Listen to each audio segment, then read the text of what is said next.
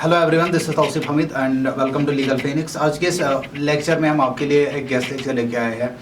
It's an honour for me to introduce none other than doctor Imran Ahad, जो आपको आज इसमें इस लेक्चर में एग्जीक्यूशन के बारे में पढ़ाएंगे। CPC सिविल प्रोसीजर कोड में से ऑर्डर 21 और जो इसके साथ रेलिवेंट सेक्शंस है वो एक एलॉबरेटिव वे में जो है वो डिस्कस करेंगे हम पे। And over to you sir. Hello everyone, I am Dr. Imran Ahad. I am this time a contractual assistant professor and I done my PhD from Kashmir University and my specialization is corporate law. So it's a great honor for me to deliver a lecture on topic that is CPC, and today my topic is about Order 21, Section 36 to 74, Education.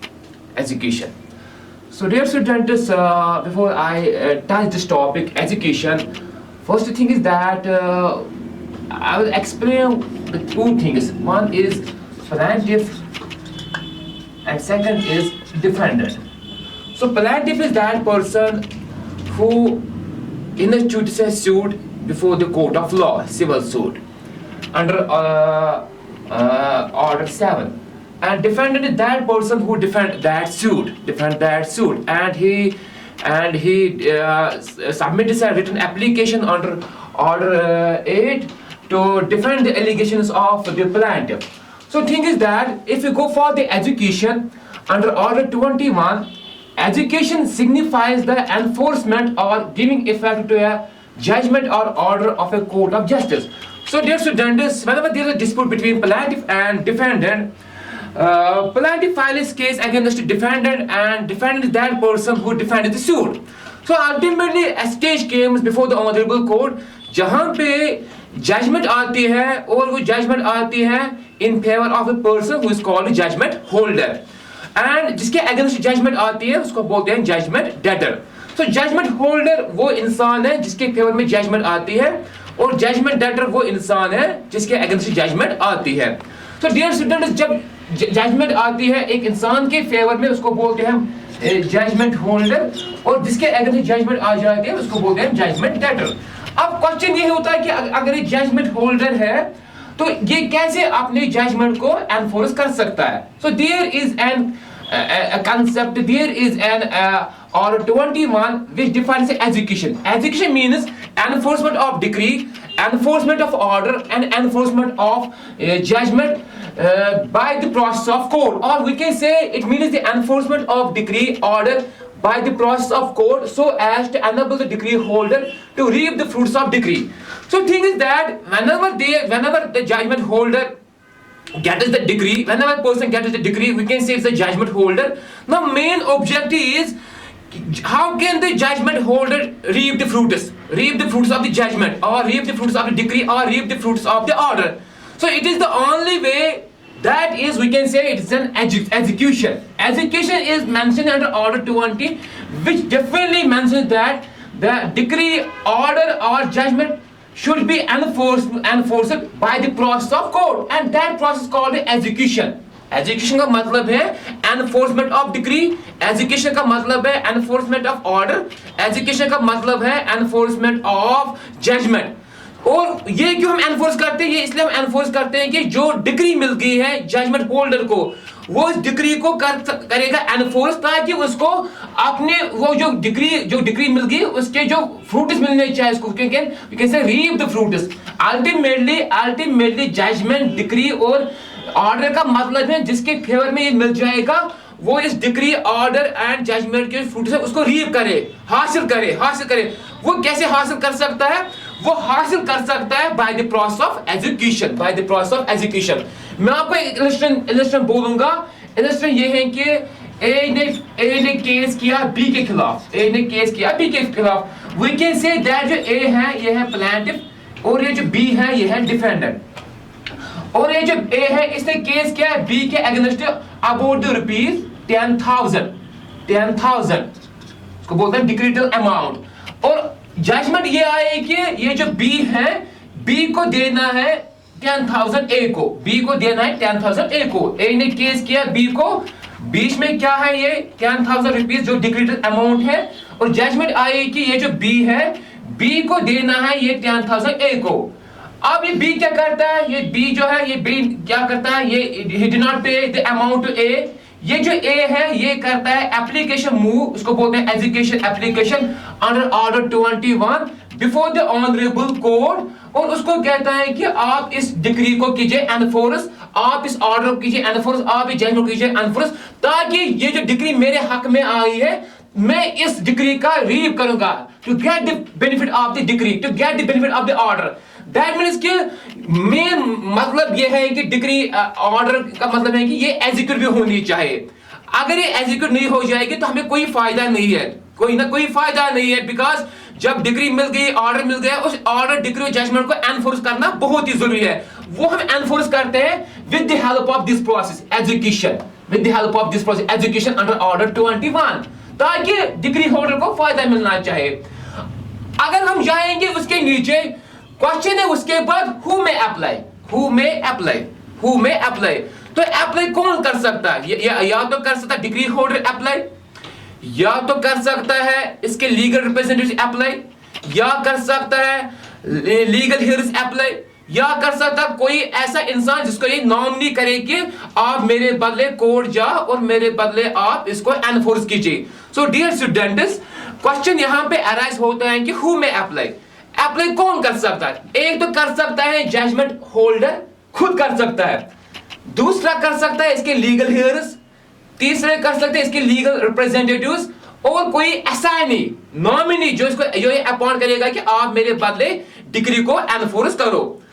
अब ये है कि किसके against कर सकते हैं, किसके against कर सकते हैं, ये हम कर सकते हैं अगेंस्ट, जिसके हम कर सकते हैं अगेंस्ट, ये कर सकते हैं जजमेंट डेटर जो है उसके अगेंस्ट कर सकते हैं एनफोर्स, या जो जजमेंट डेटर है उसके लीगल रिप्रेजेंटेटिव्स, या जो जजमेंट डेटर के लीगल हियर्स है उनके अगेंस्ट हम इसको एनफोर्स कर सकते हैं। सो डियर स्टूडेंट्स, यहां पे दो क्वेश्चंस है, हु में अप्लाई अगेंस्ट whom एजुकेशन में be taken out. So thing is that, पहली बात है कि यहां पे अप्लाई कर सकता है जजमेंट होल्डर खुद, सेकंड बात यहां पे अप्लाई कर सकता है legal heirs of the judgment holder, third बात यह है कि यहां पे अप्लाई कर सकता है लीगल रिप्रेजेंटेटिव्स या कोई असानी नॉमिनी जो ये अपॉइंट करेगा जजमेंट होल्डर कि आप मेरे बदले एजुकेशन एप्लीकेशन दीजिए ऑनरेबल कोर्ट को। तो किसके अगेंस्ट हम अप्लाई कर सकते, किसके अगेंस्ट, whom एजुकेशन में बी टेकन आउट, ये हम कर सकते हैं जो जजमेंट डेटर है खुद, जजमेंट डेटर खुद है, या इसके लीगल हियर्स या लीगल रिप्रेजेंटेटिव्स, या जो जजमेंट डेटर ने किसी को रखा है। Even we can enforce it by surety, अगर कोई इंसान श्योरिटी भी होगा तो हम श्योरिटी के अगेंस्ट जा सकते हैं, हम ये एनफोर्स कर सकते हैं। अब क्वेश्चन अराइज होता है फिर से कि कौन टू होम एप्लीकेशन, और एक क्वेश्चन अराइज होता है कि कौन इंसान नहीं कर सकते अप्लाई, कौन इंसान नहीं कर सकते अप्लाई। यहां पे ये है कि जो स्ट्रेंजर होगा, जो स्ट्रेंजर होगा, स्ट्रेंजर ना स्ट्रेंजर अप्लाई कर सकता है फॉर एजुकेशन के लिए, ना स्ट्रेंजर के खिलाफ हम जा सकते हैं, बिकॉज स्ट्रेंजर वो इंसान है जिसको इस केस के साथ कोई लेना देना नहीं है। तो जो ये स्ट्रेंजर है ना ये अप्लाई कर सकता है एजुकेशन के लिए, ना इसके खिलाफ हम एजुकेशन के लिए जा सकते हैं, बिकॉज स्ट्रेंजर को कोई टच नहीं है इस केस के साथ। It is the only parties who can apply for execution और अगेंस्ट whom एजुकेशन में be taken out. So dear students, यहाँ पे पार्टीज दो ही है, judgment holder, judgment debtor, judgment holder के लीगल हियर्स, जजमेंट डेटर के लीगल हियर्स, जजमेंट डेटर के लीगल रिप्रेजेंटेटिव्स, जजमेंट होल्डर के लीगल रिप्रेजेंटेटिव्स, या कोई असानी नॉमिनी जो ये पार्टीज अपॉइंट कर सकते हैं, इन्हीं के खिलाफ हम जा सकते हैं या यही केस कर सकते हैं। स्ट्रेंजर को इसके साथ कोई टच नहीं है, स्ट्रेंजर ना अप्लाई कर सकता है ना इसके खिलाफ अप्लाई कर सकते हैं।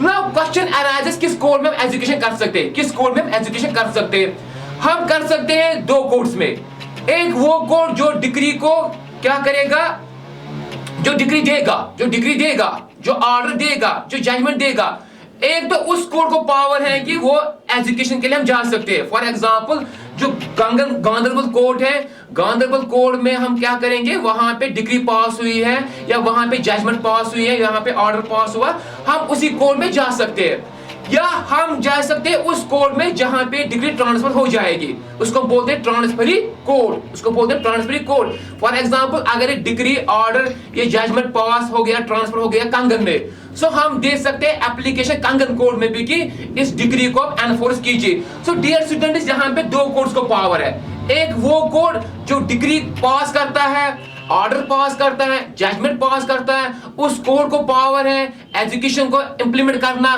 दूसरी बात, उस कोड को पावर है जहां पे हम ये डिग्री ऑर्डर और जजमेंट ट्रांसफर कर सकते हैं, transferor code to transferee code. That means कि ट्रांसफरल कोड को भी पावर है, ट्रांसफरी कोड को भी पावर है to execute the application of decree order और जजमेंट। पर जो ये जिस कोड को हम देखते हैं ट्रांसफर करते हैं, उसको खाली क्या करना है, उसको खाली एनफोर्स करना है, उसको खाली एनफोर्स करना है डिग्री, उसको खाली एनफोर्स करना है जजमेंट, उसको खाली एनफोर्स करना है ऑर्डर। उसको नहीं देखना है कि डिग्री के अंदर क्या है, उसको नहीं देखना है डिग्री के अंदर क्या है क्या नहीं, उस कोड को खाली पावर है एग्जीक्यूट करना है, डिग्री ऑर्डर करना है। अगर अब फेस पे कोई एम्बिग्यूटी होगी, फेस पे कोई डिग्री फेस पे एम्बिग्यूटी होगी, गलती होगी, जो ट्रांसफरी कोड है उसको राइट बनता है इस एम्बिग्यूटी को दूर करना, बट वो नहीं जा सकता फैक्ट्स ऑफ द केस, वो नहीं जा सकता है बैकग्राउंड ऑफ द केस, उसको खाली काम है डिग्री को एनफोर्स करना। अगर गलती होगी वो रिमूव कर सकता है, बट जो जिस कोड ने डिग्री दी है उस कोड को भी पावर है एग्जीक्यूट करना, और जिस कोड को हम ट्रांसफर करेंगे उस कोड को भी पावर है इस डिग्री को एनफोर्स करना। हो गया आपको कंसेप्ट कौन किस कोड में जा सकते हैं, किस कोड को पावर है, ये भी आपको क्लियर हो गया कि हु में अप्लाई, ये भी आपको क्लियर हो गया अगेंस्ट हुम एजुकेशन में बी टेकन आउट। ये भी अब जो ये क्वेश्चन है टू होम एप्लीकेशन में बी मेड, कि कहां पे, ये मैंने आपको बोला जो कोड डिग्री देगा उसके पास भी हम जा सकते हैं, जिस कोड के पास ट्रांसफर करेंगे डिग्री उसके पास भी हम जा सकते हैं, किसके लिए, enforcement of the degree order और जजमेंट के लिए। अब जो क्वेश्चन है contents of application, contents of application, for example अब ए को करना है application forward for execution of degree. जो एप्लीकेशन लिखेगा उस एप्लीकेशन में क्या क्या होना चाहिए, उसमें होना चाहिए पहले name of the parties, name of the parties just like judgment holder and judgment debtor. उसके बाद उसको होना चाहिए इसमें कि किस कोर्ट के पास जाना है, ये भी होना चाहिए इसमें एक कंटेंट, सूट नंबर होना चाहिए। उसके बाद उसको ये मेंशन करना है कि क्या मैं एग्जीक्यूट कर रहा हूं मनी के लिए, क्या मैं एग्जीक्यूट कर रहा है मूवेबल प्रॉपर्टी के लिए, क्या मैं एग्जीक्यूट कर रहा है इमूवेबल प्रॉपर्टी के लिए। फॉर एग्जांपल अगर ये डिग्री करता है एनफोर्स अमाउंट के लिए, इसको करना है स्पेसिफाई अमाउंट कितना है, उसको करना है स्पेसिफाई अमाउंट कितना है। फॉर एग्जांपल ए ने किया है एप्लीकेशन फॉरवर्ड बी को for execution of decree but regard to money, but regard to money, उसको करना है प्रिस्क्राइब मनी कितना है, 10,000 है, 1 लाख है, सब कुछ करना है मेंशन, ताकि एप्लीकेशन में कि कितना अमाउंट जो है जो मैं एग्जीक्यूट करना चाहता हूं इस अपोजिट पार्टी को, जिसको बोलते हैं जजमेंट डेटर। अगर ये मूवेबल प्रॉपर्टी है, इसको करना है एप्लीकेशन मेंशन कि मूवेबल प्रॉपर्टी जो है इसका डिस्क्रिप्शन क्या है, क्या ये एसेंशियल गुड्स है, क्या ये नॉन एसेंशियल गुड्स है, क्या ये एग्जिस्टिंग गुड्स है, इसको हर चीज मेंशन करना है कि ये गुड्स है, इसकी डिस्क्रिप्शन क्या है। फॉर एग्जांपल अगर कोई मूवेबल प्रॉपर्टी है, मूवेबल प्रॉपर्टी को बोलना है कि ये जो गुड्स है ये क्या स्पेसिफिक गुड्स है, क्या ये एसेंशियल गुड्स है, क्या ये एग्जिस्टिंग गुड्स है, और ये जो गुड्स है ये कहां पे है, हर चीज करना है mention, description of the goods mention करना है। अगर ये इमूवेबल प्रॉपर्टी है उसको मेंशन करना है कि इमूवेबल प्रॉपर्टी कहां पे सिचुएटेड है, कनाल कितने हैं, मरला कितना है, खसरा नंबर कितना है, जमाबंदी कितना है, इवन की लोकेशन ऑफ द प्रॉपर्टी के किस गांव में है, किस गांव में है, डिमार्केशन बोलने, हर चीज बोलना है, ताकि जो ये एग्जीक्यूटिव जो ये जज एनफोर्स करेगा डिग्री, इसको पता चलना चाहिए कि ये प्रॉपर्टी अगर इमूवेबल है इसकी मेजरमेंट क्या है, इसके मरलास कितने हैं, कनाल कितने हैं, कहां पे लोकेटेड है, खसरा नंबर क्या है, जमाबंदी क्या है, ताकि हम प्रॉपर प्रॉपर्टी को एग्जीक्यूट करेंगे। ऐसा ना है कि हम दूसरी की प्रॉपर्टी को एग्जीक्यूट करें। मूवेबल प्रॉपर्टी में उसको बोलना है पूरा डिस्क्रिप्शन, और मनी अगर होगा उसका भी पूरा डिटेल देना है। दैट मीन्स कि हर चीज जो एप्लीकेशन है, ये जो एप्लीकेशन है जो ये जजमेंट होल्डर करता है उसको हर चीज मेंशन करना है, नेम ऑफ द कोड, अगर जिस कोड ने डिग्री दी है उस कोड का नाम लिखना है, जिस कोड के पास इसको ट्रांसफर करना है एग्जीक्यूशन के लिए उसका भी नाम लिखना है, पार्टीज का नाम, सूट नंबर, उसके बाद उसको देना है स्पेसिफिकेशन ऑफ प्रॉपर्टी। अगर मूवेबल प्रॉपर्टी है तो उसका स्पेसिफिकेशन, अगर इमूवेबल प्रॉपर्टी है उसका पूरा डिस्क्रिप्शन, अगर मनी है उसका पूरा अमाउंट कितना है, ताकि जो कोर्ट एग्जीक्यूट करे डिग्री उसको पता चल जाएगा कि प्रॉपर्टी की डिस्क्रिप्शन क्या है। सो डियर स्टूडेंट्स, नाउ अगर हम ये बोलते हैं, हमें ये भी करना है यहाँ पे मेंशन कि लिमिटेशन क्या है। लिमिटेशन क्या है कि कब तक लिमिटेशन पीरियड होता है। इसमें होता है 12 इयर्स।